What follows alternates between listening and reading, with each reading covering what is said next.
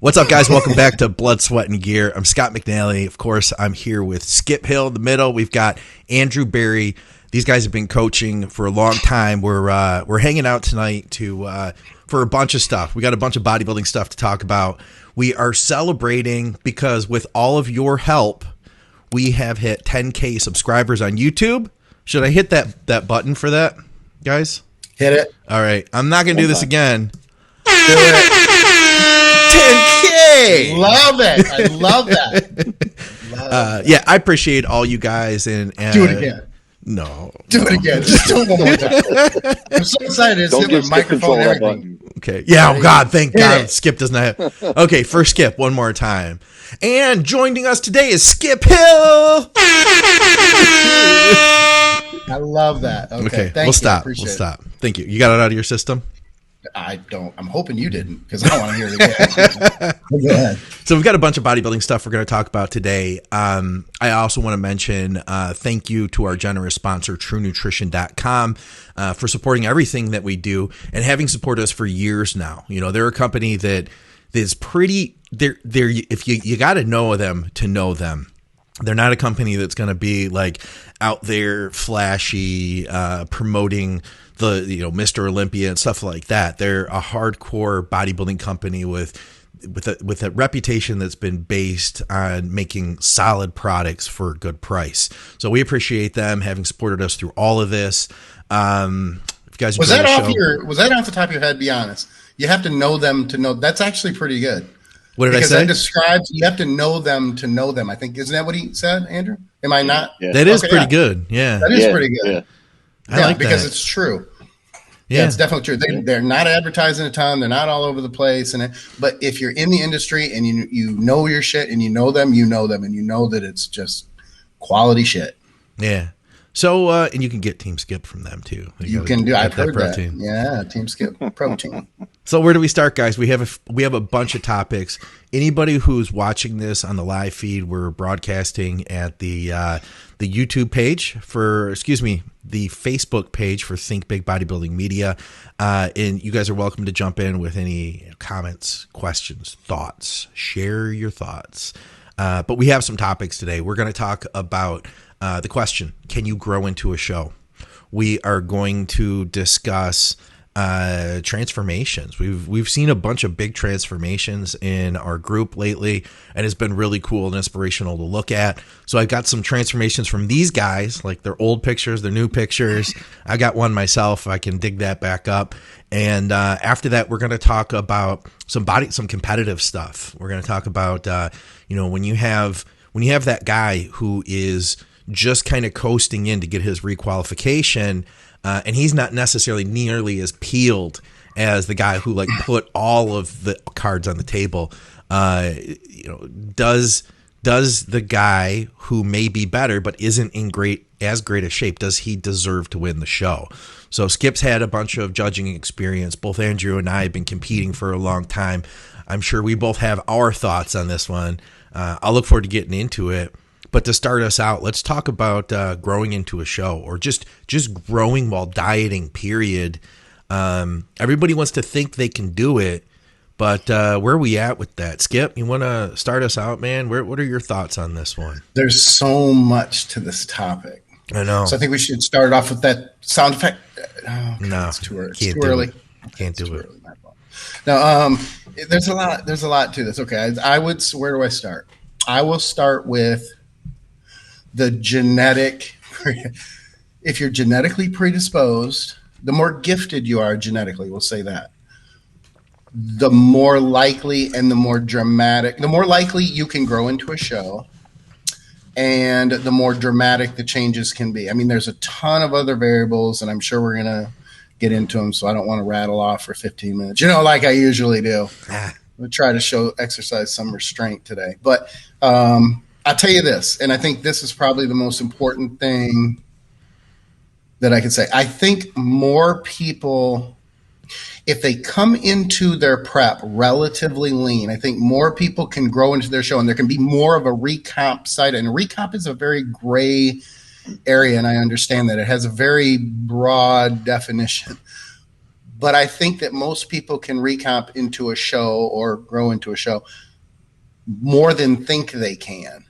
And I don't think you can do that when you come in with your body fat levels too high, because you're too concerned about stripping off body fat. And there may not be that time to you have to be more aggressive. And when you don't have time, you don't have time to be able to sit back and be able to let that kind of recomp or that growth happen, because you're just too busy ripping off or stripping off body fat. So you can come back to me, but I'm trying not to be long-winded today. All right. If you do really good, I'll hit the horn again later if you want. Okay. All right. What do you think, Andrew? Where are you at with this? I think it definitely depends situationally. Are we talking like someone who's just been cruising and then they throw in the goodies at 15, 12 weeks out? Then absolutely, they're going to grow into the show. Also, situationally, like how you set up your diet. Like, I don't look at like deficits and surpluses as just a black and white thing. Like, I totally believe you can be in a deficit at one part of the day, aka fat loss, and then be in a surplus later on in the day, say around your training time. So, let's say you're throwing your cardio, your stims, you're keeping, carbohydrates out for, several meals earlier in the day, and then you're really feeding pre and post training, which puts you technically in a surplus in a sense. I think you could definitely use those two scenarios to both put on muscle and get leaner at the same time. I'm just speaking from experience. I feel like I grow the most every single prep I do. I think when you're getting leaner, what's the number one thing that happens? You get insulin sensitive, right? Right. And when you're insulin sensitive, you're going to be assimilating protein much better. The food's going to where it needs to go. So, looking at, say, like the off season where, let's say, your calories are super high, but you're also very bloated, you're lethargic. For me personally, my training sessions are not nearly as good when I'm eating, 900 to 1,000 carbs a day versus when I'm eating 400 to 500 a day. Just that extra water, that extra mass that just feels like it's sitting in your stomach. Those 20 rep hack squats or squats or whatever we're talking, like those are a lot harder then. And, I just think you absolutely can grow going into a prep if you dot your I's, cross your T's with the right variables, plan your diet strategically, plan your cardio strategically, and and again, as Skip said, like you got to be in a good position. Like we're not talking 24% body fat. Like if you're 14, 15% body fat or a little lower heading into a prep, yeah, absolutely, I think you can if you give yourself the right amount of time. So absolutely. Yep. I just noticed because I did something the way I set this up today, our comments are shut off. So I can't bring our comments up, which we always like to bring our comments up from everybody listening. I can monitor them though. So I'll be monitoring them from over on my other computer because we do have people that were already commenting and I can't post them up. This is a form of censorship if you think about it. You're kind of controlling the comments, and I'm not sure that I'm completely comfortable with this, but and the air horn and controlling the air horn. You do have the air horn though, so that kind of that evens everything out, I guess. Yeah, I feel like who I've seen that grow into the show is the newer guys, younger guys who have less experience, and they have a lot of room to grow. I've even seen it where there's a guy who maybe didn't have a consistent diet, and then he's been like kind of slacking off, still growing in the gym like a bro, eating protein but not being consistent with it, and then he gets a certain amount of mass, and then he hooks up with a coach, and the coach puts him on 6 square meals a day, high protein across each one. At the trend. I didn't know where you were going with that, but that's a good point. When you first said newbies, and I'm thinking, what? But then when you explained it more, then it does make more sense, because I think you're right. There's a lot more structure there than they're used to. So then all of a sudden they start producing, they start progressing so much more. I completely agree with that. And I can even admit myself, I've had years where I wasn't as structured in my off season. I'd love to say that, every year I've just, treated every off season exactly like the contest prep. But there's been years that it hasn't been that way. And then I've found that, when I do get more structured, that it does, it adds up, I think too, you guys make a point about, supplementation, Andrew, you're like, were you cruising? If you had a guy that wasn't using anything, and then he comes into the show and he's been off for a really long time, then I think it's I think it's possible. I would say that you have if you come, you guys are right that if you come, that's the key, is that if you come in lean to the diet to start, you have the best chance because you don't need to push as hard, you know, you don't need to push as hard, and you might not even see it, but it's what happens like 6 weeks after the diet. You know what I mean? Like maybe you're depleted going in, but then 4 weeks after, 6 weeks after, you're like, damn, I think I'm bigger than I was before I started this. You mean into? When you say after, you mean into? Just so I understand you. I mean like 4 to 6 weeks. 4 to 6 weeks after the diet's over, and you start like then you're eating more junk you're food. Volumizing a little bit. Exactly, Okay, you're gotcha. volumizing, and now you're in a better shape. You know, obviously a lot leaner, but you're seeing like, wow, my shirts are fitting a lot tighter than they did. You know. Well, let me give you an example. Like right off the top of my head, Kevin Levrone. Yeah. The ultimate example. How many years? Well, at least you went to years someone did he- who's not genetically, you know. Everybody, I think all of our listeners probably know who Kevin Levrone is. So, Sure. But if you didn't know his story, he would spend like 6 to 7 or 8 months like off everything, eating 3 meals a day, running his gym, doing his band, and just doing other things. And then come contest time for the Olympia, you know, he'd start a diet or something at like 220, and then he'd show up on stage at like 255 shredded. I mean, he absolutely put on, you know, 25, 30 pounds of muscle in an expediently short period of time, you know? And just so the listeners understand, in fairness, I tried this method, didn't work the same way. No?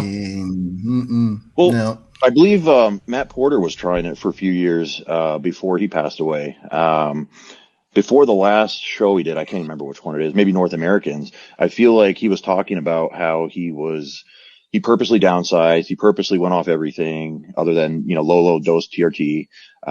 He was eating very minimal protein, and I think he wasn't even training. And then he, you know, kind of like Levrone, just turned everything on all at once, and he would show up, you know, as big and as full, if not bigger and fuller than he was, you know, the previous showing 2 years ago before that. I know Viz tried it 1 year. And I don't think it worked out as well for him. He kind of detrained in a big way, and then turned it on for his, I think 2017 prep maybe. But I think in retrospect, I think he said that he wouldn't do that again personally. So Yeah, 17 or 18. I think you got the timeline right. It's in there somewhere. Yeah. Yeah. Yeah, I've seen a lot of people who've taken, not a lot, but I've seen people who, you know, have a lot of muscle that have taken long periods of time off. I want to say Dexter Jackson has talked about taking like 3 months off of everything, hasn't he? Yeah. Well, but the thing is with Dexter though, like him in the off season almost looks like he's 3 weeks out. Well, it's like, I thought you were you know going to what I say mean? Like, him training in the off season or him not training. Oh. I thought you're not him not training in the off season is almost like him training. That's sorry. No, that was a bad. Like it that. was a, No, I'm just saying, like his conditioning wise and his roundness. Obviously, it's genetics, but you know, he keeps that almost year round. And then, you know, I think he just sprinkles some goodies in, turns the intensity up of training, and starts eating 6 meals a day again at 8 or 10 weeks out, and then he goes and wins the Tampa Pro, and you know, gets top 5 at the Olympia again. You know, I think he could do it again this year and the year after if he wanted to. You know, even though he retired. I think there's something to be said of those breaks, though. I took that forced break, and I've talked about it a couple of times, so I'll try not to be long-winded about it, but took that 15, 16-week break a couple years ago. I want to say it's been about 2.5, maybe 3 years, something like that, and came back, and within 12 weeks, I had completely transformed. And it was funny because there was only about a 4-pound difference in my body weight, but that's why I used progression pictures to show, because everybody thinks I'm always shredded and lean all the time, which is funny because I'm a fat boy. As soon as I step away and I start eating like shit, I can go to shit, but then I can get it back real quick too, which I guess is a blessing, both ways, but I can lose it very, very quickly and not look like anything but an average Joe who may not have ever picked up a weight. And that's pretty much what I did. And to come back, I remember I was just looking at the pictures a few days ago, and I was kind of surprised myself because I thought I don't look like that at 220 right now. What the fuck? So I had made such a, and I think there's something to be said that, like I said, of the time off, because not only was it time off gear, obviously, and if anybody's out there, they're going, well, it's because you had gear. And of course it is, because you're listening to a podcast that is called Blood, Sweat, and I just let the listeners say it all together, and they couldn't hear the other listeners, but we all said it at the same time. It's gear. So I'm not going to knock something, if you're listening to the show because you're natural and you want training and nutrition advice, I think that's awesome and that's great. But by and large, the game is a gear game. So yes, there was no gear during that time, and yes, there was gear afterwards. But the point is my system had cleaned out, not only from, it almost kind of reset. Not only from a gear standpoint, receptor standpoint, that sort of thing, but the training and the aches and pains and digestion. And I ate when I wanted to, if I felt like it. And I tell you, I don't know about you guys, but when I take time off, the greatest thing to me is not the lack of training or having more time and all that sort. It's not having to eat unless I feel like it. And it's just the greatest thing. It's like, oh, haven't eaten in 8 hours. Kind of hungry. I think I'll have something to eat. I feel that way when I go into a diet, Nice. When the food's like, oh my God, now I don't have to push this as much, Right. and for about a month. And then after that, I'm like, Yeah. oh my God, give me more food, Yeah, exactly. Yeah. I'm starving. So coming back to the original question, I do think as far as, growing into a show and recomping, look, do you guys, am I off base on this? Do you guys not agree that it is, in a sense, I mean, it's a recomp. You're growing into the show, so you're not going to just be stripping scale weight, at the same time you're stripping body fat. So, if you are able to come into your prep phase, and then you end up that, you're shredded and you're only 5 pounds or 10 pounds difference. That's clearly, in a sense, what we're talking about, growing into a show or changing your body composition, which is synonymous with recomping. So I think that can happen for the large majority of people if they know what they're doing. Yeah. And you do have to come in. I don't even know if it's coming into the show or coming into the prep lean. I mean, that's kind of a given, I guess, but it's coming into the prep with your metabolism staged the best way that it can be, so that it's running hot from the get-go. Because, and this happens with trainers a lot, you'll get a client and they'll come to you for prep, and then you realize, oh shit, like, their metabolism is not ready yet.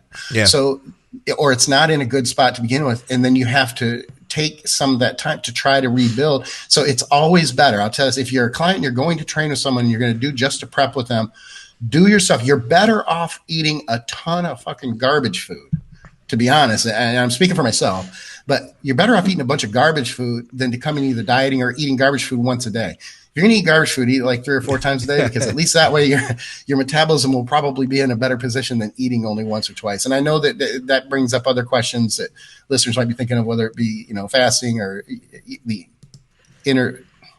intermittent fasting. I always want to say internet, because I don't use that term very often, because I don't like that that style of diet. But intermittent fasting and things like that, that's for other topics and other discussions on, say, the podcast for next week. Right, Scott? Yeah, actually, you had brought that up. I thought that was one of our ideas. I forgot, honestly, that you had brought that up. We'll check our notes during break. All right. Let's go to our next topic, though, because I feel like we could kind of really just transition right into this one. It's kind of like a natural progression.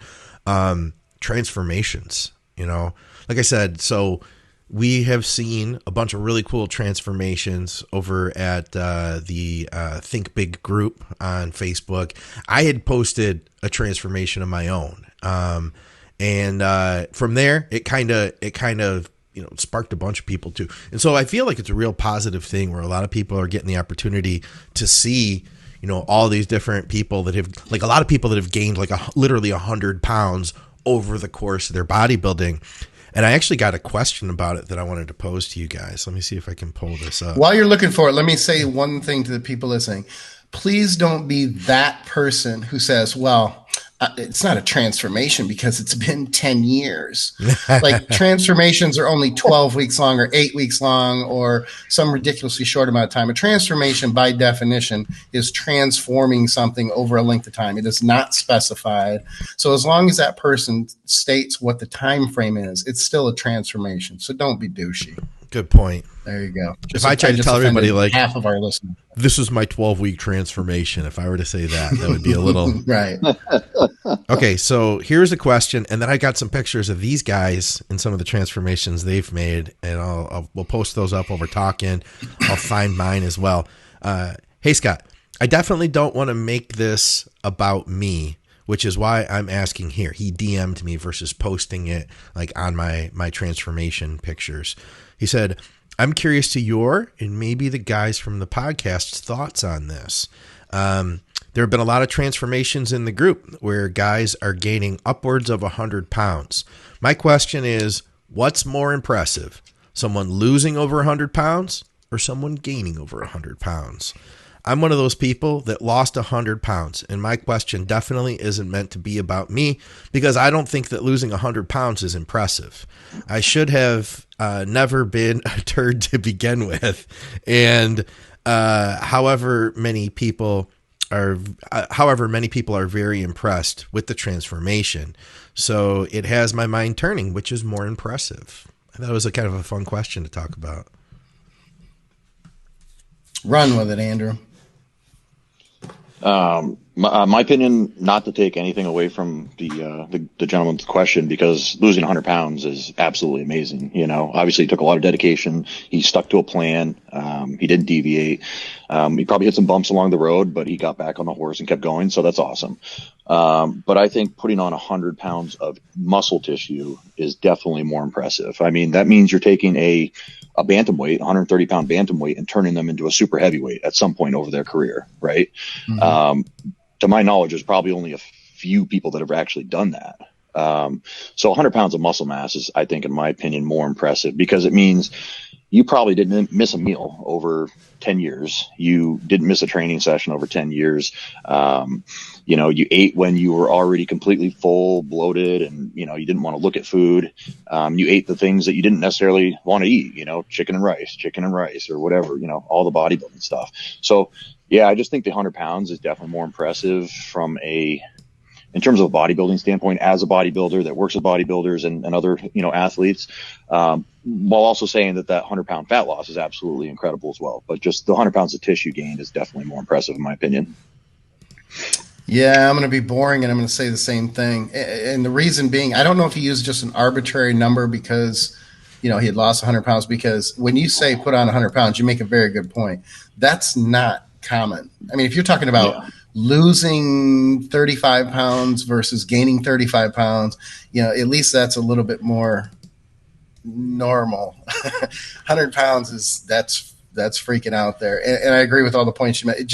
It takes too long. The consistency has to go on too long. Very difficult to lose 100 pounds, no question. Not only from the actual, the steps you have to take and the consistency and things like that, but it's a much shorter amount of time that it takes to gain that amount of muscle. The only other thing I would say is this, and I don't want to get too deep into it, but I want to make sure that anybody who's lost a ton of weight, and this guy in particular, understands that we get that there's more than just the actions of what he has to do. When you hold and carry more than, you know, that type of weight, 100 pounds or 200 pounds or something, you have long-standing things that you have dealt with psychologically and with your self-esteem, and you've created, you have habits that for over a long period of time that have to be broken to be able to get out of that, your own head, your psyche, and the things that keep you comfortable at that weight. So there's a lot more of a battle there than what people see on the surface. You know, you think, oh, I just want to get lean and this, I know how to do it, so I'm just going to do it. There's a lot of other things that you don't see that they have to overcome to do that. But even stating that, I still stand by, because he used 100 pounds of muscle gain, that is incredibly rare, and I'm going to stick with that. But again, Andrew made a good point. I'm going to back that up, and that is both of them are incredible, and both of them deserve, you know, kudos for that type of an effort.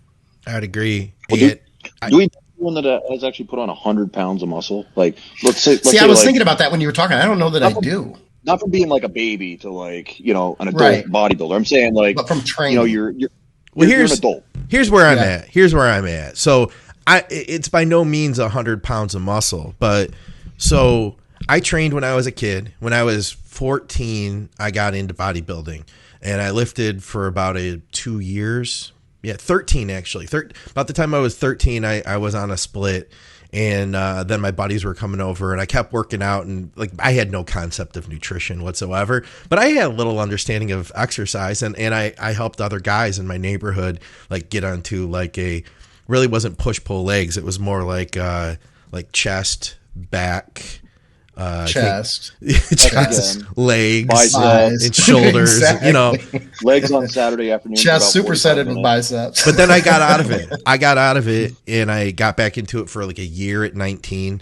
And then it wasn't until I was about 30 that I got serious. And I was like, okay, this is what I'm going to do. And I took this picture. You guys can laugh at it. That's kind of part of why because it's it's fun to look back at this stuff and I won't have a light heart I've about already it. seen the picture and I've already laughed. But that's me. My before It's and only funny after. because it's impressive. It's not muscle. I can't say it's all muscle, but that is 105 pounds is what that is. Okay. So I was like 125 in the first picture, and then this is at 230 about the next What age one. were you? That was about like late 20s. I can't remember exactly. So yeah, like it's not like I needed to. My shoulder girdle wasn't going to fill out more. You know what I mean? It's not like my long bones needed to grow more. That I was done. And and I had that's some interesting man because boobs too. Your conditioning is probably almost the same, if not better, in your new pick. So, and you're up 105. You said? Yeah, 105 from there. I've come down a little bit. Once I got sick, I'm about 10 pounds down from that now, 10 maybe 15. But that's where I was at. Right before I had gotten sick, and versus that's where I just sat before. And it wasn't like you can see I had body fat on me. You know what I mean? It's not like I was like bone rail thin. I had body fat on me. I had a fatty chest. I had a fatty stomach, fatty lower back. But it's. So I can't say that's 100 pounds of muscle, but if you dieted me down from that, I guarantee I would have been like 90, Exactly. You get a lot of clients if no one knew who you were and you just said that before picture was before you got COVID. Yeah. Like 9 weeks ago. And then look at the after. And I joke about that. People say, oh, that's crazy. But you know what? There's some dumb sons of bitches out there who will believe that. That's good. I'll tell you, that's pretty good gains though, because I was thinking we started about the same time. And I'm older than you. Yeah. And I haven't put on that kind of. I started at 136, I think, as a freshman. Yeah, but I started in high school. But I did start training as a freshman. Obviously, I wasn't probably done growing yet anyway. But I never got to any. I've never been on stage anywhere near 230. Well, I don't have a starting picture of Skip. We don't go that far back, but we have this one. Let's see here. Look at that! Look at that look, That's you? Andrew. That's shit. you. Yeah, that's Oh me. my god! Look at that I look. He's was so serious. 19 or That's your 20. Black Steel look. Yeah. Yeah. And you notice my head was shaved, but I still had hair up there. Could have ground it if I wanted to. You look good there. Like, I thought so were you too. natural then? I was natural for a few years, but I was about 158, I think, because I think I competed at 156 or something like that. And I was maybe 4 or 5 weeks out from the natural mid-Michigan, in Michigan, I guess, but in Flint, Michigan. Gloria and Mike and Gloria Buckle. I think Buckle. they still promote they that do. show. Yeah, They do. Yep. Won the middleweight division there. So you got Love this. Now this one is from that period. In the garage. I like how you have your name on the workbench. I know, right? Oh, yeah. Yeah, that's home. That's where I was raised. I'll be damned. That's old school shit. But that's the same prep. I don't know when it was, but I was actually looking at the other day because it's interesting that how you age. And I never would have thought this until I was older because I didn't believe it until I actually witnessed it for myself. But you start to carry body fat so differently as you age. And it was funny to see my back so lean, because now it's, I fight. When my back is in, I'm ready to go, and I'm ready from the front 10, 12 pounds before I am from the back. So I always find that funny. But it's funny too, because it's still relatively the same. I can see the shape, and my back was sucked then, it sucks now. It's kind of one of those things that will play. I think if you have a weak body part, most people, I think, even though it'll improve, a lot of times it'll continue to be weak, just less weak.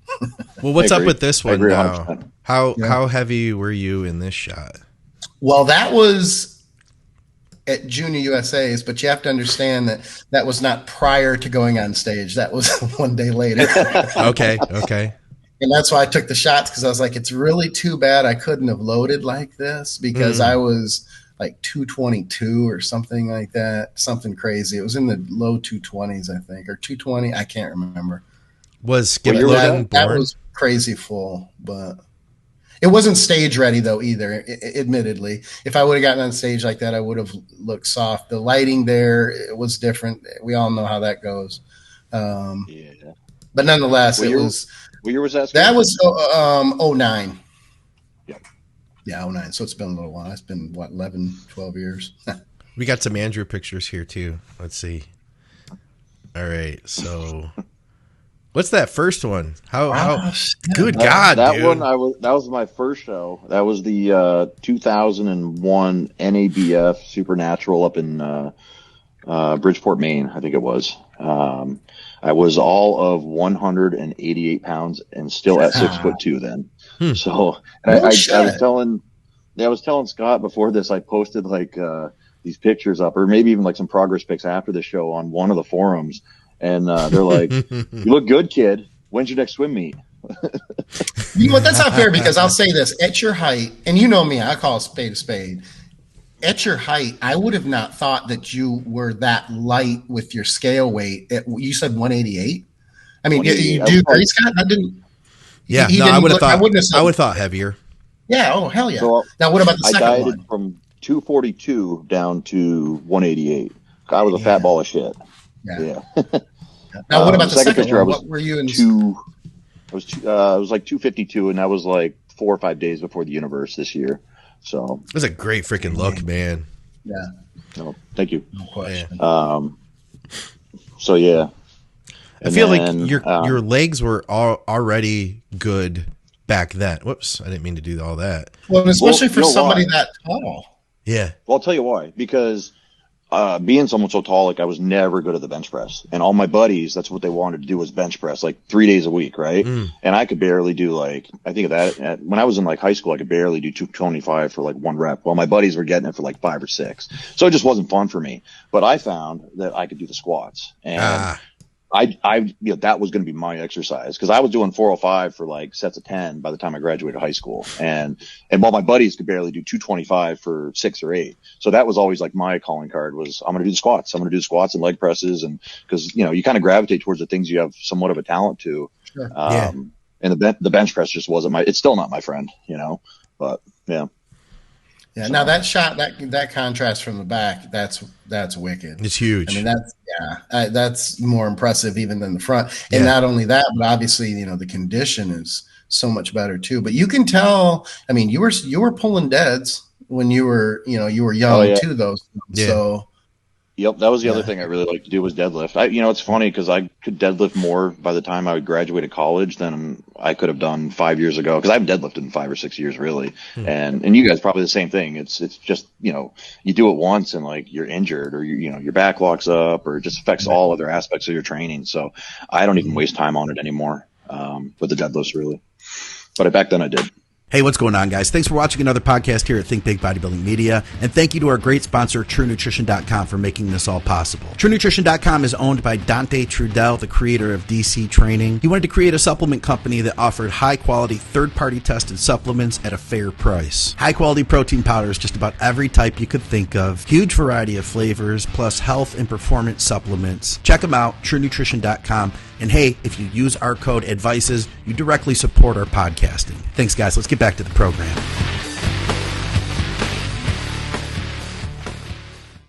and talk some contest prep bodybuilding stuff. I know something that could bring me back. Fuck. Really quick. All right. And then Andrew's got an awesome question. Skip, this one's for you. I'm ready. I should have never told him, Andrew. Andrew, I should have never told him we had that. Oh, shit. Lay it on us, man. So the question. Okay, I'm trying to remember which one was the first. Was the first one or second one we're doing today? I think either of them are good. Let's go with the first one. Okay. So I think we've all been to shows where, and we've seen this somewhat in happening, or and it's open to debate on whether it was the right decision, wrong decision, either way. But let's say you have someone that is a national level guy, like he's placed, top 5 in 2 or 3 shows. He took a year off, and now he just needs to go and get his qualification to go back to nationals, USAs, or North Americans to try to seal the deal. So he's tried and true. He goes and does his local show, but he brings like a 5-week or 6-week out conditioning look, or even a 4 or 3-week out conditioning look. He's not dialed in. Should he beat the guy that literally comes in like he put everything on the line, like this was his Olympia? Should he, do as a judge, and this is probably more for Skip because he has a lot of judging experience, when you're analyzing the physiques, what are you breaking down in the sense of, do I go with the guy that has all this potential? I know he's already, grade A talent. He's just coming here to punch the card to get the, to get his qualification. Well, am I going to put him over the guy that obviously treated this show as if it's the only show he's ever going to do in his life, and he comes in peeled? Yeah, and it's a really, really good question. I want to say, before I answer, I got to say something about judging. Have you guys judged? Either one of you judged or not? I have not judged. Okay. I've been asked, but I have to refuse all the time because I usually have a bunch of clients in the show, and I just don't. I don't want any impropriety or any of that. So yeah, I get you, and that's honorable because I think we all know that doesn't happen typically. In the state of Colorado, you have to step back away from the panel. At least that's an honorable move, because if they don't make you do that, the trainers are lying, and you're supposed to just cover it. You're supposed to in Michigan. Oh, is that right? That's good. And supposed to, and it doesn't always happen. Exactly. I didn't say that. Step back from the class with your athlete in it, or you're supposed to say, no, I can't judge the show at all? I think you're supposed to step back from the class. Yeah. Mm-hmm. Gotcha. Yeah. So my problem is that, like, when I do for our local show, I've had like 17 or 18 clients, and literally it's like one of my clients is in every single division, every single class. So it's like, it just, there's no point. So, yeah, exactly. So when it comes to judging, I think a lot of people think that it's this very systematic, analytical, body part for body part. He's got better chest than him, but he's got a better back than him. Even though that's how the average person or fan judges a show or physiques, that's not how a judge judges a show. It's difficult to explain, but the best way that I can explain it is, it's not even about conditioning. You may subconsciously, sometimes consciously, say to yourself, if things are real close, in your head, you're like, God, he's tighter. But that's not the system. The system is and it's easier to judge this way. And I was told this early on, and I was glad that I was. It's your initial impact and your initial, like not the presentation, but your initial either wow or, and so when people say they get looked over, not often does a great physique get overlooked.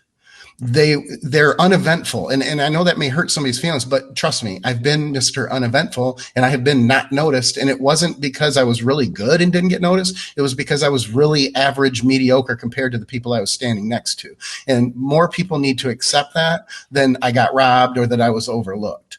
Now, that is not to say that there isn't a political component, but I feel a political component is more about whether those judges have seen you before. If you just show up at nationals, you are more likely to be missed, because as a judge, you don't consciously think I'm looking for so-and-so. But if you see somebody, your brain clicks and goes, God, he's better than he was last 2 times I've seen him. Okay. That's an unconscious, relatively unbiased thing. There's no bias. Your brain is making an observation. So with that said, understand that judging is more of a total package. That's why it's very easy for the judges to call the top 5 or start writing down what they think are their top 5 before you ever hit a mandatory. front relaxed can pick out 90% of the time who those top 5 guys are. And when the judges see that first, when they hit the line, they see that front relaxed and they go through their quarter turns, rarely will a good judge not have their top 5 at that point. Sometimes you might miss somebody, but you're not going to miss a first or second. You're going to miss someone who is borderline 6th and, may have got, people say, well, I stand on the end. They didn't see me. There were only 14 people in the class and they didn't miss you. Okay. They just didn't. And I know it feels better to your psyche and everything else. So from a judging standpoint, it's not as much about this conscious thought about condition versus body, condition versus, size versus anything. First and foremost, it's a game of muscle. They call it bodybuilding. It's a muscle game first before it's a conditioning game. And here's the thing. I am a condition guy. I was never going to be big. I was never going to beat anybody on size or fullness or awesome shape or structure. So I had to find the Rich Gaspari way of trying to win. So I am a little bit biased and I have to fight that bias because if everything is equal between 2 competitors, I have to fight myself to just say, well, he worked harder because that's my initial impression is he did his homework. But you make a good point because the guy who may not be as tight didn't necessarily in this situation not do his homework. He just is getting ready to qualify for another show. So the first response to your question is very simple. I don't give a shit about the backstory as a judge, and you shouldn't because that invites any biases. You can't think to yourself, well, he's probably, because he's big, going to another show, so he's qualifying. If that comes in, it should immediately go back out because that would be unfair to that other person if that person at that moment was better than him. The other thing is typically you don't have to win your class to qualify to go to go up and on anyway. So if he takes a second instead of a first and he's pissed about it, and this comes to another thing that I feel as a trainer. And I know not everybody agrees with me on this. Not everybody does it this way, but I don't like not showing myself or any other client showing up to a warm-up show at 80 or 90%. I know that strategically and on paper, it sounds great. You're warming up. You just need to qualify. Okay, fine. But you should still be 100% anytime you stand on stage unless you're guest posing. I really do believe that. Especially this day and age when, people are relying on what they look like from a social media standpoint, a marketing standpoint, but just a little bit of pride too, in the sense that you're there. People have come to see, they want to see the winner. And I think that you make that win much more decisive instead of having people talk if you show up in that condition. And I did it once and I will never do it again. It's tough. And in a situation where you're just so dominant, it's not that I don't understand it, but then you are forcing the judges to work a lot harder, and then you're forcing the apples and oranges thing because it's not so. How many times? Here's a better way to put it. How many times have you seen someone with the structure and the muscle, fullness and everything else, but you just think to yourself, motherfucker, if you just would have worked harder, it would be unanimous across the board. But instead, I got to sit here and I got to explain to you either why you didn't win, or I got to explain to your buddy why he's ripped to shreds but doesn't have the structure you did because you picked your parents better. That sort of thing. It makes for this ambiguous thing that doesn't need to happen. You could have made it very, very clear. That's why I came up with this question. It's a great question. It's something we could literally just keep talking about for 2 or 3 hours, because we've all been to shows where we've either seen it kind of happen, or it doesn't even need to be, like you said, because top 5 qualified this year, not just top 2, Scott. It's top 5 this year for any open class. Yeah. So basically, so literally, like I could show up at the next show as a super heavyweight class when there's probably only going to be like 2 supers anyway, and get that 3rd place and be qualified for the next year and a half. You're ready. Yeah. The only person to be pissed was the guy who took 6th. I outworked that motherfucker who took 5th. What? Well, no, but with the state of bodybuilding, there's no in supers, there's 3 guys usually? Yeah. 4 tops. You're giving me ideas. That's what you do then. You just go in your off-season mode and go into super. You're like 5'2", but you're 245 pounds. Didn't do anything to prep. You just showed up. Oh, shit. And then we qualified through 2022. If that's your game plan to do nationals in 2022, you got a year and a half to grow again. Exactly. So, no, I just thought this was an interesting question because, me and my buddies will talk about it at shows, or other coaches will talk about it. We've maybe seen something like that happen, and we just try to put ourselves in the mindset of judges. Or, maybe we had a client that we know they, did everything they could and they were lights out peeled. And we can also see, though, why the judges went with the guy who just is more wow when he comes out. Maybe you're like, wow, when that guy dials it in, he's going to be amazing. But he's still wow. He's got the fullness, he's got the structure, the muscle bellies, all that kind of stuff, So I just thought it was like an interesting discussion, and I think you nailed it, Skip, with going through the judge's mindset and everything. Yeah, it's just at that moment. I think that's the only fair way to do it. And I've been beaten by Phil. I think I might be only one of the three of us who's been beaten by Phil. And I remember thinking, and you do it briefly. I was doing it being funny because I had enough experience competing. I was like, damn, he didn't do his homework. And then I laugh at myself going, yeah, but he's going to be a god. I think we all know he's going to be a god. Yeah, it's interesting because, we're talking about bias, and then Skip, you were saying like that here's the thing, I almost feel like at the state level, who the good guys are. If you're like a fan of bodybuilding, like we have a really strong community here in Michigan, and so like we know, like if Dom Trevolini is coming to requalify, like like, oh, there's Dom, and it's probably going to be his show, right? Yeah, and it's hard, and I've seen that happen. He wasn't like in his best shape yet, but he definitely, it made sense. So it's but it's interesting because then that brings me to the question you almost made me think of then, Skip. So are the judges, because they know who a guy like Dom is, who's a great fantastic, bodybuilder, ton of muscle, shaped like he looks like a different breed next to all the state guys. He just looks like a different kind of bodybuilder.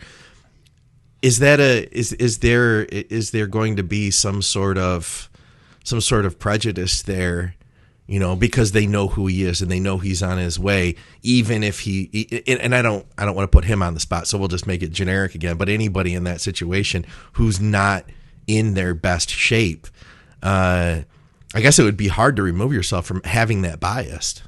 Yeah, I don't think you can. I mean, human nature is we have biases, and whether we consciously or unconsciously. So, without sequestering the, the judging panel for a year at a time, so you don't know what's going on, cutting all ties, social media and everything else. Yeah, I don't think it's necessarily unfair to know that he's there or to have seen him before and respect.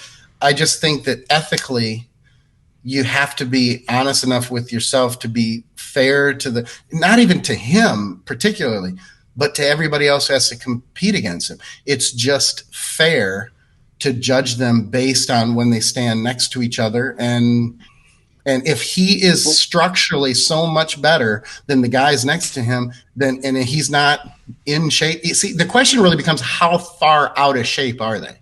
Do you give it to somebody like that who is just so structurally superior that they didn't work? Then you have to battle as a judge with, do I make the statement that, that would be fair, that he didn't work?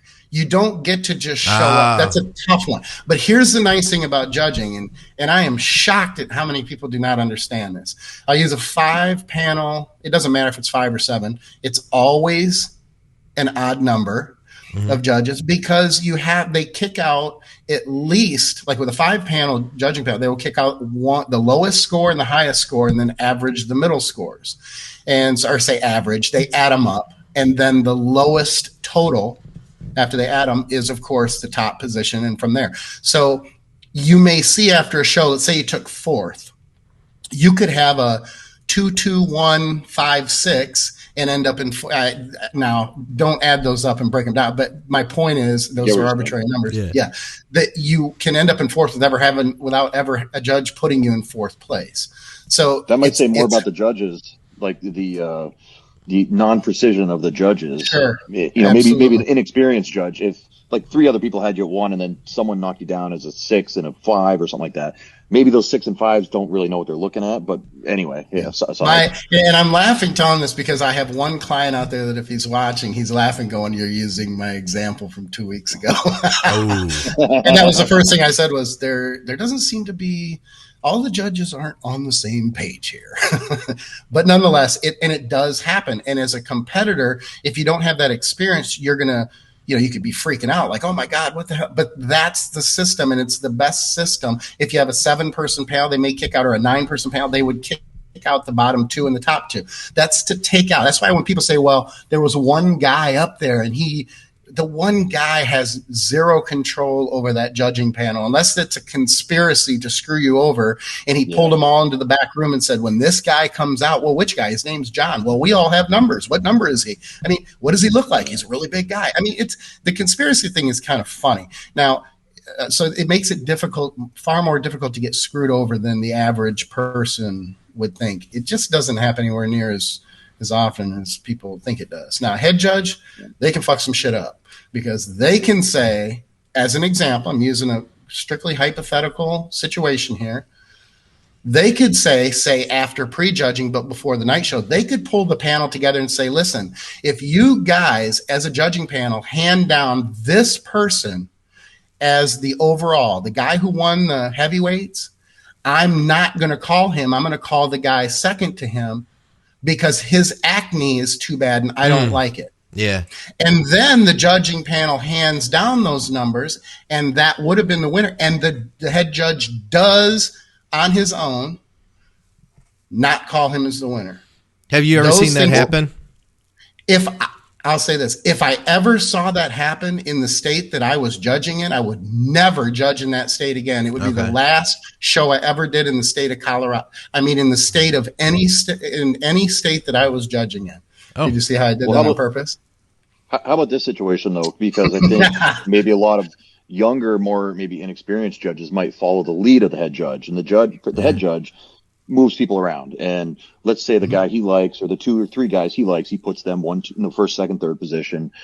I feel like maybe a younger, more or less experienced judge might be like, oh, head judge is trying to tell me something, or he likes that guy, so I should probably, to make sure I'm on the same page as him, I might kind of act accordingly.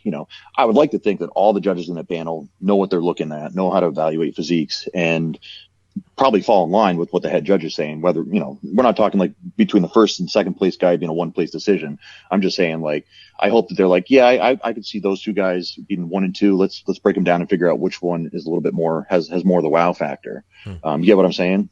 I think it's a great point, and I've seen it both ways. I think the right way, and this is just me, everybody has different opinions on this. Every judge may have a different opinion. First, the top 5 are chosen from the panel. I've seen them called by the head judge, and that's bizarre to me, because that's weird. But I've seen it only once or twice. But anyway, if you want them, like if you feel like the head judge is moving them or putting someone center stage that you otherwise don't think belongs there, here's the bitch about judging. If you're the greatest judge on the planet and you don't judge the way the rest of the judges, you're out. Too. Yeah. You're out, because that's part of the judging that has to be. The judging panel, a good judging panel, needs to be on the same page, because even if they suck and they're wrong, they're consistent. And that at least gets the competitors judged consistently. So, and I know this has happened. It has to have happened. Someone will be on a judging panel and they don't see eye to eye with the other judges, and they think they're right and everybody else is wrong. And it doesn't. The funny part is it doesn't matter. You're the outlier, and you won't be called back if it happens a couple. They will grade you. Well, a good district, NPC chairman, you'll be graded within that system as to whether you're going to be called back to continue to judge. The consistency trumps whether anybody thinks they're a great judge or not. And that's, obviously it gets better as you go up, because the higher you go in the ranks to judge, you have to be a better judge. I think that's why I've always seen the judging at the Olympia for what it is. I don't think I've seen a decision where I've just been so, oh my God, what the hell were they thinking? they're just judges. That's how they called it. It's so subjective that it's not worth me arguing, because I didn't have to sit there and, split hairs and try to pick who was going to win. Because, I mean, how do you pick Brandon and Rami? I mean, just as an example, you have an orange and then you have a kiwi. It's not even a fucking apple. So pick your poison. I mean, what are you looking for? It's just such a stark contrast that, I would imagine 2nd through 5th or 6th was much harder. Actually, I'll be honest and say that down to 4th, 5th, 6th, 7th, those have to be harder places to call than even the top 2 or 3. Mm-hmm. I got a bunch of listener questions, guys. I forgot about that. Let's do it. Yeah, I think screwed up our live recording here. So I'm sorry for everybody watching, but we can't get the comments like we normally do. Thankfully, though, we do have some questions from the last episode on YouTube. We also had some comments such as, used to love watching you guys, but what? Five Guys has terrible, bland burgers. I think that's directed at you, Skip. He said last time. Yeah, he used to like us. You preferred the Five Guys burger. I wasn't on that one, but I listened to it. I got to second you on that. Like, it's always consistent. Like, it's a good burger. It's consistently good. Well, weird. Yeah, but I mean, I think it's good for a franchise burger. I certainly wouldn't go with a gourmet burger, but for franchises like Smash Burger or Five Guys, or come on, throw some other ones like In-N-Out. What else is out there? It blows In-N-Out out of the water. I think so too. In-N-Out is overrated. I mean, I think, and I've had a lot of fucking burgers. It doesn't mean I'm right. I always say in situations like this, how many burgers have you had if you think that's the best fucking burger you've ever had? And if you eat a burger after a show and you say that's the best burger you ever had, that's because your ass was hungry. Yeah, that doesn't count. The only reason. Yeah, I did that before. I did that actually. Oh, yeah. All right, so let's just plow through these things. This is question about yearly programming for the next episode. This is from Chris. He says, how do you set up bulk maintenance cut timeframes for your clients? How does this differ between us gym rats that don't compete versus bodybuilding competitors? Could you possibly give us a rundown example for their cases, please? Andrew, run with it. Well, I think the person asking this question maybe thinks that like coaches have this like 10 weeks we're doing this, 10 weeks we're doing that. But, we're dealing with people, and people have lives, let's say someone gets done their show and they've sacrificed a lot in terms of their job or their relationship or whatever. And they're like, look, man, I'm going to keep training for, 4 or 5 weeks though, but like, I'm not going to be checking in like usual because I got to get, these other factors, the other areas of my life kind of back going again, or let's say someone has a surgery, something they needed to get done. So my point is that it's not just like you get off stage, you have this, post-show period. In a perfect world, you do. And then you have this off season and then, driving right back up to your next prep. I think in terms of, trying to periodize it and everything, you got to work within the confines of what the client has going on. I can think of an example where one client, they travel a lot for work, and for them to do a prep, they schedule it so that most of their prep or most of their travel stops like 9 or 8 weeks out before their show, so they can dedicate the type of intensity and attention that a solid prep needs for that last 8 weeks. But then once the show's over, they're like, I got to get back to like, I love my job. I'm making, good money. I got to get back to that lifestyle. So I'm going to ease into my off season, and I'm still as dedicated as I am before, but I just have this other set of constraints that I got to deal with to be successful in my whole life, not just bodybuilding. And, obviously having a good job, having stable income, stable home is conducive to having a good prep the next time around. So yeah, I don't think it's necessarily just so cut and dried in terms of time frames and all that kind of stuff. You got to work within the confines of what the client has going on overall. Thank you. First, I want to say thank you for saying cut and dried instead of cut and dry. It's just a small peeve of mine, but I say cut and dry. Should you not say cut and dry? Yeah, no, that's wrong. Cut and dried. Okay. Yeah, there's a mental note. Anyway, and I agree with a lot of what you say. As far as the time frame, I'm going to use an example of something that I do with my clients, and that is this. First, I'll say that bigger level shows, if you're at Nationals or USAs or North Americans, that's different in the sense that you don't have a lot of shows to choose from if you're looking to, you're right there trying to turn pro. So that's different. You're a little bit more locked into those those dates and those time frames. So it may be a little bit more rigid for off season versus prep. But I will say this, and I prefer to do this with my clients. I like for them to have options for the shows, but not have them necessarily nailed down, unless it's a situation like you're talking about, Andrew, where they do have those individual obstacles, whether it's work or family. You know, it could be that their teachers are off during the summer and things like that. I agree with that. In an ideal situation, I like to keep them open and keep options, because there's nothing I hate more than taking a client or pulling a client who's in the off season and is growing like crazy. It's just like they're on cruise control, and then it's like, we got to start prep. I would much rather you grow until you hit a plateau and you're struggling to grow, and then let's change gears. So if we can get a couple more, maybe it's only a month or two more, but growth is growth. And when your body wants to grow, I always tell people, don't go against that unless you absolutely have to. If you have a good reason to go against it, cool. If you don't, let it grow, let it go, let it grow, let it grow, let it grow. Continue to, if you can go another 6 months and you have to skip a show, take the growth, because you don't always get those growth phases where everything is clicking and everything is fitting together perfectly, and it just almost seems effortless. Run with it if you can. Yeah, time frame wise, I feel like for a lot of it's easier to create time frames for a competitor if you want to compete every season. Because then you know it's easy if you're a non-competitor to just kind of keep going and being like, well, I don't feel like I really gained enough, and you end up being like, oh, I'll do another off-season cycle, you know, and then maybe after that, then I'll start cutting.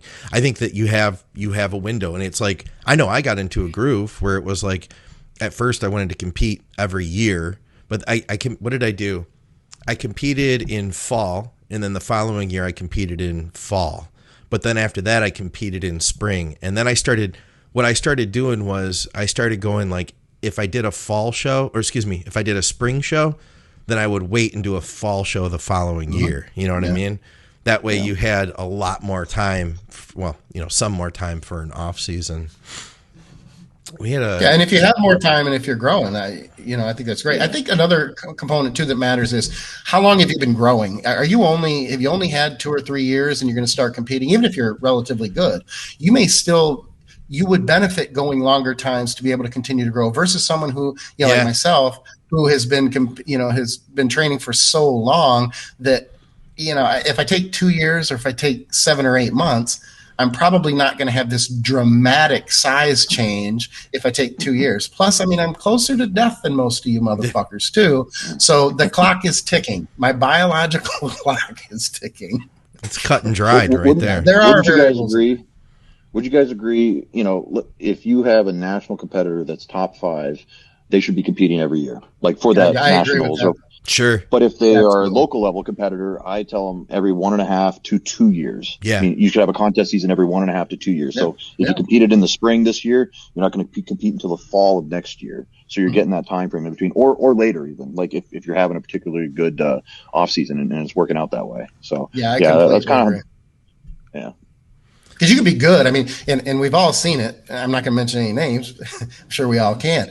And I laugh about it. They're better bodybuilders than I ever were. So I put that in there as kind of a, disclaimer. But you see those people who are teetering and they're third place at North Americans, and those people, you want to tell them, listen, even if you get a little bit better, if you go more than 3 or 4 years, there's people coming up behind you.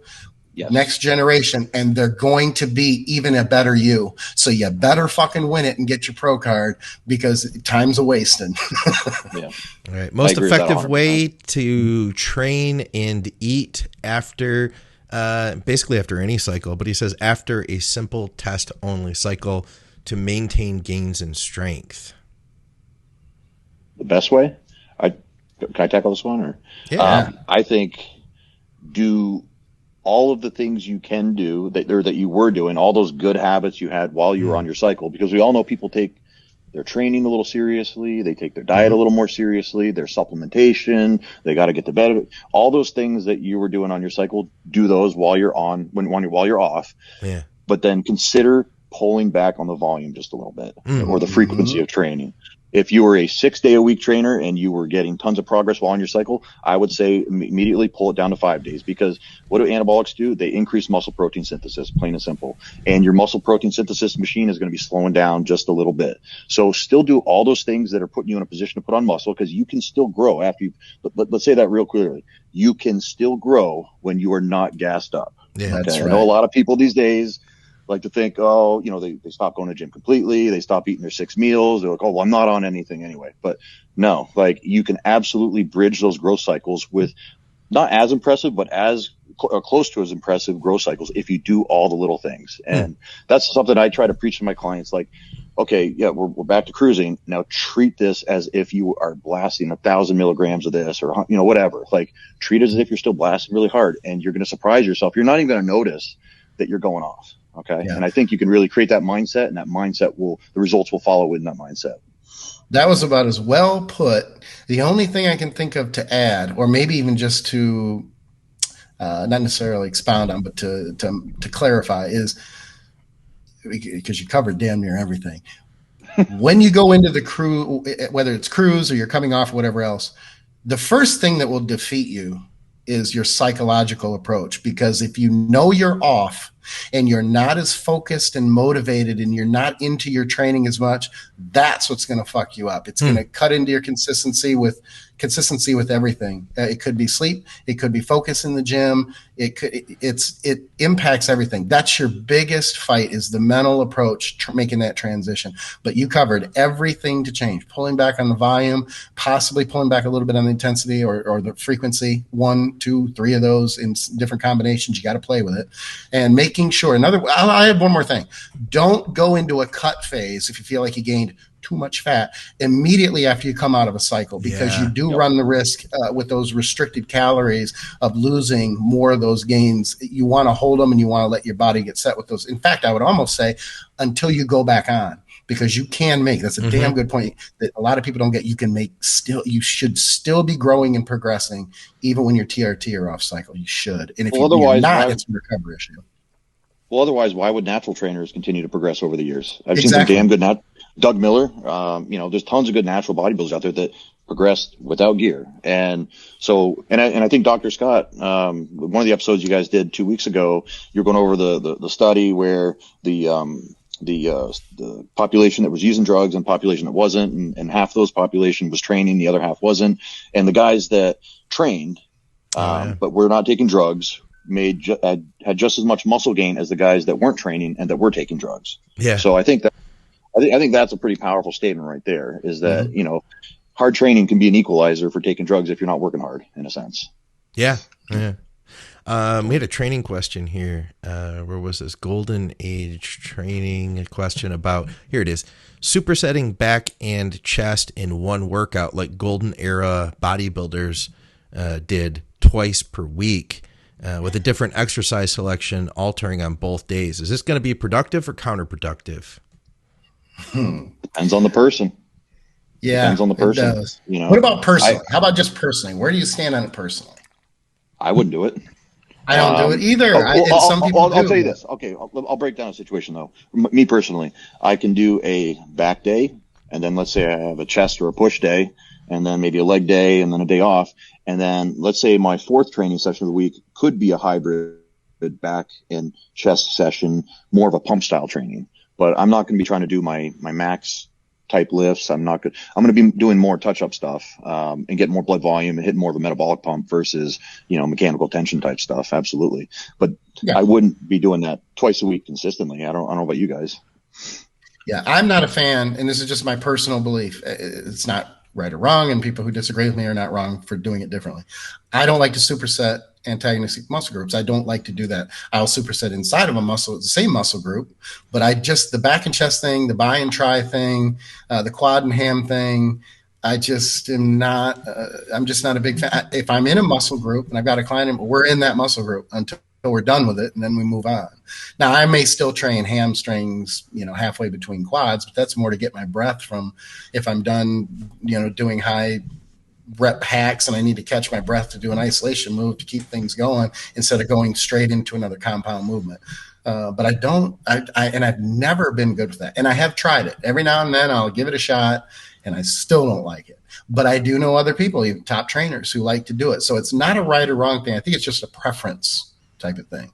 I had a coach my second show. I was getting, it was maybe like 4 weeks out. He switched me to, what was it? It was chest and back superset, then shoulders and legs, and then arms, biceps, triceps, and then a rest day, and then repeat. And man, it was brutal. Like I mean, granted, I was coming into the show, and I think what he really wanted was like just volumizing me. You know what I mean? Volumizing me and keeping me moving and burning fat all at the same time. What was volume? I mean, what did he mean by volume? I think he wanted to like pump me up. You know, I think he wanted to like wanted to do a lot of sets and reps. Yeah, I think he wanted a lot of sets and reps. I think that's what he was trying not to do. Volumize the tissue, just doing a lot of volume. Okay, all right, that's what I was trying to. Yeah. And you know, just like pump it up, burn it out. And I think he was trying to, you know, just push me harder and get more fat loss. I think that's what his goal was. So I had tried that once, and it was brutal. And I feel like now that I put so much into, I feel like I would put so much into one of the two movements. Like if I did back first, then you asked me to go do chest. It's like, those are two really big things, you know, to put them together. I couldn't give you. Also though, I'm not at this point a really big fan of, well, I don't know, man. I'm thinking about this because I could see, like, I know Menser would have you like jump around and superset stuff sometimes, but I'm just thinking out loud. But I feel like I wouldn't be able to really lift as heavy as I would want to. It doesn't seem like something that would be productive for being able to push the most amount of weight that I want to be able to push in order to like be progressive with it. Oh, I completely agree. I think if I was forced to do it, and I wonder how Andrew feels about this, if I was forced to do it, I had a trainer and he told me you just matter-of-factly have to do it because you know what? You signed on with me and you paid me $18,000 for 2 weeks of training, so you might as well get your I would definitely want to do the first set with chest and then back because if your back is fatigued going into chest for a superset, you know, you're not going to be able to press as much. You're going to have a hard time. Your back is going to, I'm thinking about it, visualizing, going, I'd probably be cramping in my fucking rhomboids trying to do presses. I don't know. Yeah. Well, I'm just realizing that the question was superset, not train those same muscles within the same day. And absolutely, I would not superset chest and back, like one, you know, within the same exercise sequence. Absolutely not. There's because no I trained them in the same session. Yeah, that's what I was saying. I would do a second session. I don't like to do that, but I will train them together in the same session. But I would absolutely not do a push and then a pull right after each other. Right. There's no way. The second exercise is getting 70% effort, maybe. I mean, how you get at that point, I'm just burning calories at that point. I'm not actually training to build muscle at that point. So I might as well just do more cardio. You know what I mean? Yeah. Exactly. It would be a hell of a way to deplete. I mean, I understand that too. But then you get into the discussion about how, you know, are you trying to deplete? Should you already be depleted coming into, you know, there's just a lot of questions there. But it's a good question. I'm just not a big fan of it personally. I would tell the person, try it if their coach is telling them to try it, evaluate the results. If you don't like it, it's not working, then give good feedback and try to come up with a different plan. And if you like it, don't contact Andrew or Skip to work with us because we're not fans of that. or me. We're not going to let you do it. Scott's iffy. He might. I might. We're not I sure. might. There's a 11% chance. I mean, if you want to just to like get a good pump from the gym, you know, you're already in contest shape and you just want to be full and round, maybe doing a photo shoot that day. Okay, maybe. But if your goal is to build muscle, I don't think that's a good long-term strategy. No. I generally do that like before podcasts. That's it. You know, I think that's a good idea before going out to the club, you know, things like that. Right? Yeah. What's up, guys? PED question. What would be least harmful on lipids and on blood thickening? Ooh. In terms of steroids? Yeah. Or in terms of all compounds, period. I think steroids. I got this question. Maybe it was the same guy. I don't know. Somebody asked me on Instagram, and I said one thing would be orals. I know are a lot harder on your lipids. I've seen cholesterol go really crazy HDL is going down. In fact, I've seen HDL going down really low on especially Winstrol and oral Turinabol. But I think orals in general are going to definitely be harder. I don't know. What do you guys want got? to know what one would be the most appropriate? I would say testosterone and primobolan probably. That's funny. That's where I was going to go. which I was thinking. I was actually thinking primo first, but then I'm like, test me. But I was going to make a joke and be like 25 milligrams of test a week, because sometimes it comes down strictly to dosing and not as much as compound. But true. When if you're speaking about compounds, your EQs and stuff, I think and I'm going to say this without going off onto a tangent, but I think EQ gets way too much attention for raising blood viscosity. Clearly it does, but I don't think it should get as much, do you know why it does? Or get the credit that it should, that it does. You know why it gets the notoriety that it does? Because it was the drug that was studied for blood viscosity. So then people started saying like, EQ raises your RBC and your hematocrit. Huh.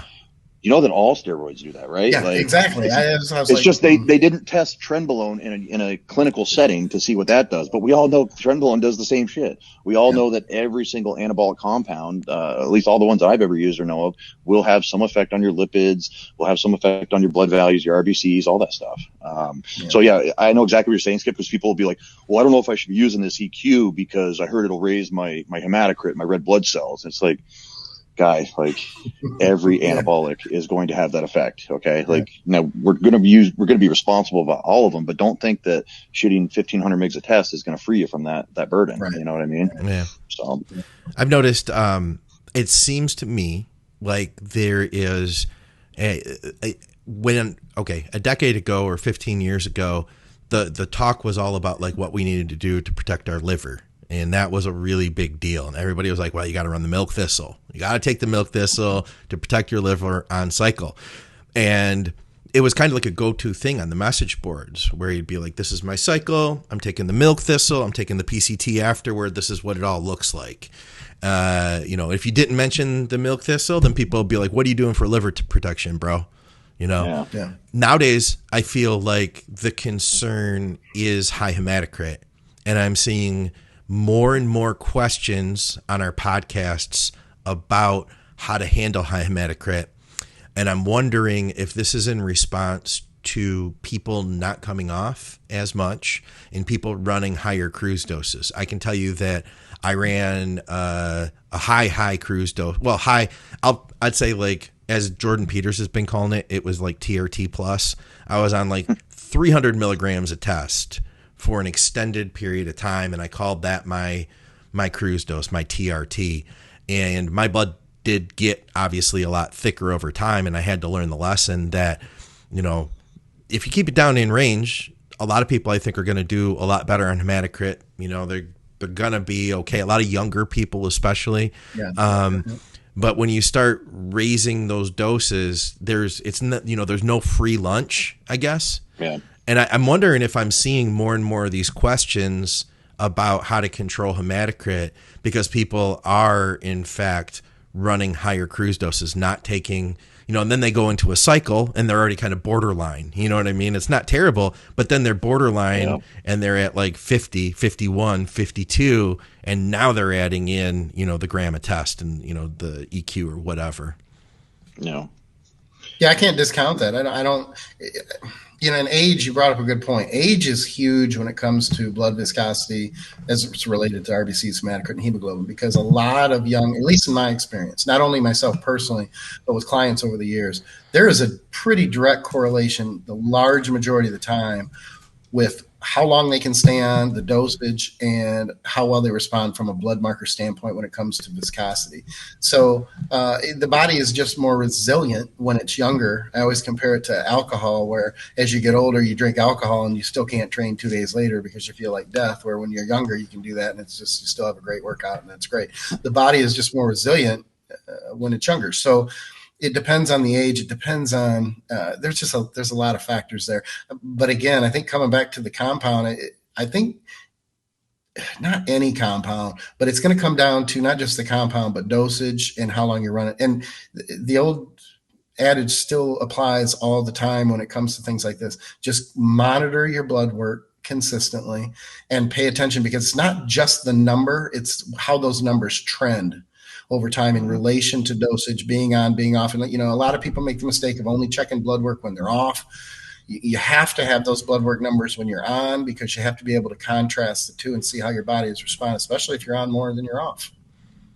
I'm the crazy person that I will do my bloods 2 weeks before I get on stage to see how bad it's going to be, like the worst of it. You know what I mean? Yeah. I think that's really important to see. And that's your baseline, and that you work from there. But yeah, I think, people are just kind of kidding themselves when they get their bloods done 10 weeks after they've been into cruising, and they're like, oh, look, everything's great. It's like, it's been great for 2 days now. Like, I can guarantee you that. And how long are you going to be off? Because they're going to be great only until you go back on. And where are they? You don't know. The next email is, oh, coach, I already popped the good stuff back in. Yeah, exactly. Yeah. I think the other thing also, we always talk about like genetics in the sport, like, genetics in terms of muscle insertions and symmetry, genetics in terms of response to drugs. But I also think there's a component of genetics in how the body deals and metabolizes the drugs and is able to stay healthy. Like, I was reading someone's blood work the other day who we've only done, I think we were doing like 600 tests and 600 NPP. And I'm like, dude, I think your gear's fake, until I actually saw his testosterone was through the roof. I'm looking at everything. His hematocrit was dead in the middle of where it should be. His liver enzymes are right where they should be. Like, CRP, everything was like perfect. You would look at it, think it was a general person that takes care of themselves, not on anything.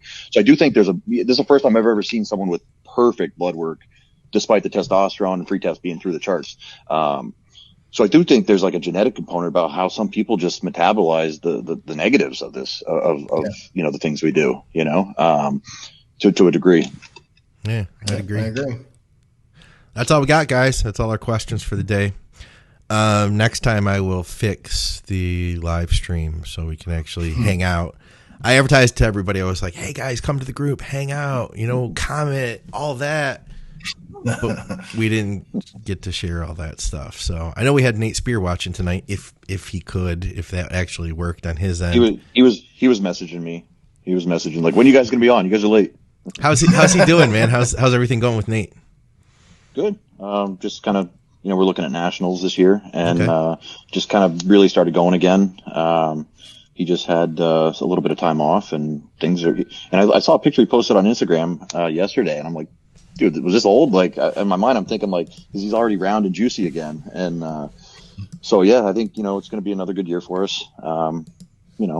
Not making any predictions. We're just going to work hard. I know he's working hard. You guys know he's working hard. Of course he is. Oh, I do want to shout out Justin Randall. He gets on stage at the Indy Pro next week. Nice. He's looking pretty nasty in the 212 class, and I wish him well next week. Nice. I think it's going to be a good show. Dorian is looking incredible as well. It should be a pretty damn good show. I got a video from Dave today, Dave Kalick. He sent me a video of Dorian's legs, and it's just incredible, man, how he's changed over the last 2 years. Like, last year he came out, like, last year he was already like a big guy. And when somebody's already a pro, they've already taken it to that level, and they're already kind of like out there, you don't expect to see them like just transform again, But he transformed again last year, and now he's transformed again. Like, he just didn't stop. It's weird to see things click for somebody. They can make that much progress when they're this far along, I wasn't going to say anything. Go ahead, Andrew. I was going to say, now he just looks like someone that is never flat. Like, everything is just round and full and exploding. Like, every picture I see of him, I'm like, my mind is just blown. He's just full all the time. But go ahead. Well, it's funny because I was going to wait because I'd love to get Dorian and Dave on together, because I know Dorian from back in, my Colorado days, which sounds like it's a long time ago, but apparently it's not. Training at Armbrust Pro, and of course we competed against each other a couple times as he was coming up, and I, was old and shit. And that's a great shot of him right there. But I'm gonna openly say this, and if I put this disclaimer on it, you have to hear my entire comment. So if this is Dorian or Dave or Dorian's girlfriend or anybody else, hear me out, okay? When he first turned pro, I thought that he was very underrated. I don't want to say undeserving, that because I don't feel that way. And I like the guy. He's incredibly humble. He's a super nice guy. And the work ethic, he's just a fucking workhorse. He's a really genuinely good guy. So you want him to do well anyway, even if you don't know him that well.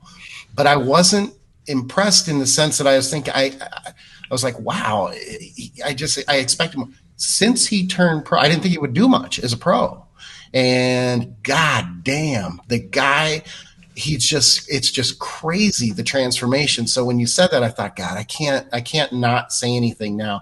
It's just leaps and bounds. It's just crazy. And you make that's a good point, Andrew, because I was looking at his shoulders in that other shot a couple of days ago. And, obviously everything is impressive from his back to his legs and everything, but you're right. I almost kind of put it up there with the fullness of Phil Heath. When Phil Heath is flat, he doesn't look. He's Phil Heath flat, but he's not flat by our definition of flat. You don't see it, and it's the same with him. The strides that he has made, I would have never. And it's nice because it tells me you think you can predict. Skip, you've been doing this for so long and you think you can predict. I didn't give him enough credit. God damn, man. And I've seen him come from nothing. I mean, the guy was, which is not to imply that he's not natural now. That's for him to discuss. But he was natural for years and he whooped my ass natural. So, he has really come a long way and no sign of really stopping or slowing down that train at this point. Yeah. So I'm curious, how big can this guy get? I think he's just got really good direction in Dave Kalick. You can tell Dave really cares about his athletes, especially him. I was right next to Dave when he won his card, and I didn't even know Dave at that point. He just turned around and just started picking me up, trying to hug me and everything. And he was just you could see the emotion of we've worked so hard for this. It's coming out, And I listen to every one of his podcasts that he's on. I feel like I learn something every time. I think he's just got really good direction and a good relationship with Dave Kalick. Yep. That's cool, man. Yeah, that's cool. And Dave does. Dave has such a caring heart. He feels for his clients. He really wants them to succeed. It's it's important. He wants them to have that experience, So I know he's really proud right now. He, regardless of what even happens with the show, I know that he's just and as he should be, just as Dorian should be. Dorian cracked what? He was in the top 6 for Tampa last year, and that was the first call out. So he snuck in there. He cracked into that first call out deservedly, and him backstage was free. I was at that show, and him backstage was freaky as he was pumping up. Yeah. I'm saying he's full all the time, but he got fuller, heading out the stage. That my eyes are just oh my God, Yeah. He's always had that a weird crazy pump to him. Though because I remember this would have been 2017 maybe. At the Arnold, I think it was 2017, and I got to see. I hooked up with Dave Kalick at prejudging, and he was there with Stan McQuay and Dorian, and then we went over across the street to this little burger place, and Dorian was dieting at the time. I've told this story on the show before, so some people might have heard it, but Dave was like, "Yeah," he was like, "Eat a burger." He was like, "Yeah, and eat those fries." He's like, "Have a regular Coke." And I didn't think about it, but we're sitting there and we're all just talking, having a conversation. And then I look over at Dorian and he's like, boom, he's just out of nowhere. Looks like he expanded, crazy veins are all over everything, man. It was nuts. It was cool to see. Good dude. Real good dude. Super nice guy. You got anything for us, Skip? Anything coming up here that you want to tell us about? Any big? Well, I'll tell you, Manny got green lighted to start training 100% about 3 weeks ago. So we're ready to step on the gas pedal in about a week, and I'm excited about that because he has really worked hard to maintain during this time what he can, and has been very careful. And I was surprised because I thought I'd be having to, check on him, drive down to Miami, and be like, "Bruh, don't be training." But he did it right, and he did everything he was supposed to. And I have very high, and so does he, very high expectations for this off season. And I think that he can. There's a lot of potential there. there. I won't make any predictions, but I think he's got a lot in front of him. I really do, and I'm glad to be working with him, and I hope to be a part of that. Moving forward, real good guy too. Very humble, hard worker. I may be training back at Iron Temple myself too, making that commute down there. But there's a backstory to that I don't want to tell yet because it's up in the air. But I'll know that by the next podcast. Yeah. Some stuff going on behind the scenes, huh? Yeah, well, I'm nursing this knee issue. I just got the MRI and stuff, so I'm getting it read right now and going through what I have to do. Apparently, it's. Well, I don't want to. Okay. Fair enough. We'll wrap it up, guys. For those of you who are still hanging with us on the live feed, even though we couldn't get the comments up, listen, we appreciate the hell out of you, and we appreciate everybody that's been at the YouTube who's been doing everything you've done. All your comments, I love you, man. Yeah, all that stuff that's helped to build us up, and I had a vision like from the start. Because we had a good popular podcast on audio, but we didn't have YouTube. And I thought to myself, like, let's go to it. But then it was humbling to have like 0 subscribers and to not have the YouTube people didn't know our audio podcast. So it was like we were just getting started again. You know what I mean? And I had a vision where I was like, when we get to 10,000 subscribers, that'll be a decent small channel. Like we've got some reach with 10,000 people.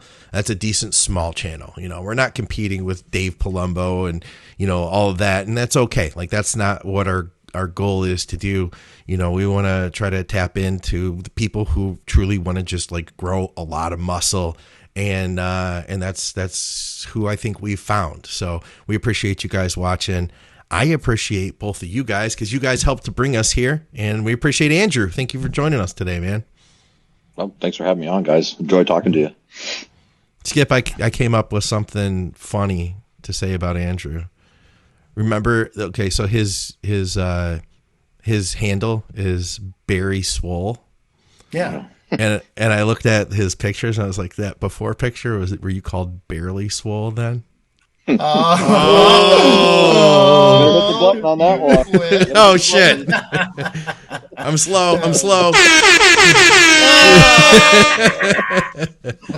All right. Thank you guys very much. Of course, go to teamskip.com. Check Skip out over there and check out our awesome sponsor, True Nutrition. We'll see you guys.